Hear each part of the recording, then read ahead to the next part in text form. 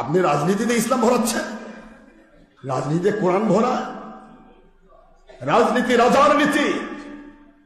এই রাজনীতি চালু হয়েছে নবীজি পাক সাল্লাল্লাহু আলাইহি ওয়াসাল্লামের ইন্তেকালের 500 বছর পর আমেরিকা থেকে।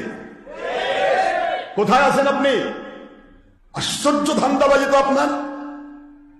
আপনাকে রাজনীতি করতে হবে, বিভিন্ন প্রকার দল আছে যারা 2 নম্বরই করতেছে, তুমিও ওইরকম হয়ে যাও। রাজনীতি করতে মন চাচ্ছে, এমপি হবা, মন্ত্রী হবা, হও না। তুমি কে নিষেধ করেছে? তুমি আমার কোরআন হাদিসকে ব্যবহার করার অধিকার তোমাকে কে দিল? কে দিয়েছে তোমাকে? এত বড় স্পর্ধা! কোরআন সামনে নেই বলে কোরআনের রাজনীতি ভরা। কোরআন যদি রাজনীতি থাকে, তুমি নারী নেতৃত্বে নেঙ্গি ধরতেছ, কোরআনের কোন আয়াতে আছে? কোরআন রাজনীতি থাকে, ছবি ভিডিওর মধ্যে তুমি ডুবে আছো, কোরআনের কোন আয়াতে আছে? এই তুমি মহিলার সাথে বেপর্দা হচ্ছ, মহিলার মধ্যে প্রজেক্টর দিচ্ছ, মানে বেপর্দা না? এই যে আমার এখানে হাজার হাজার মহিলা আসে, এখন মহিলা বলছে প্রজেক্টরই দিয়ে আমার চেহারা দেখানো যায়, তাহলে মহিলা লুকে রাখার দরকার কি? এখানে খুলে দিলে দেখতে পারতো না?